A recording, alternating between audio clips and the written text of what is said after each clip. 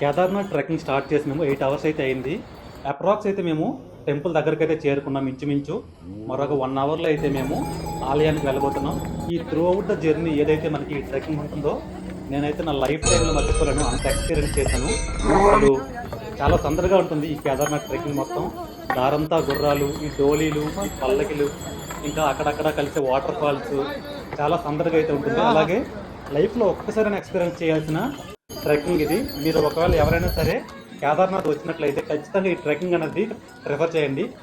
చాలా ఆప్షన్స్ అయితే మనకున్న హెలికాప్టర్స్ కానీ, లేకపోతే గుర్రాల ద్వారా కానీ, లేకపోతే డోలీల ద్వారా కానీ మనం పైకి చేరుకోవచ్చు. కానీ ఈ ట్రెక్కింగ్ ఒక్కసారి మీరు లైఫ్లో చేశారంటే దీంట్లో మీకు ఆ ఎక్స్పీరియన్స్ లెవెల్ అనేది నెక్స్ట్ లెవెల్ అయితే ఉంటుంది. నేనైతే ఫుల్ ఎంజాయ్ చేసిన స్టార్టింగ్ నుంచి ఎండింగ్ వరకు. చాలా ఇబ్బందిగా అనిపించింది. 23 కిలోమీటర్స్ నడడం అనేది అంత తేలిగ్గా ఏముండదు. ఈ ట్రెక్కింగ్లో అయితే అందరికంటే ఎక్కువగా కష్టపడేది గుర్రాలు. ఈ గుర్రాలు అయితే చాలా కష్టపడతాయి.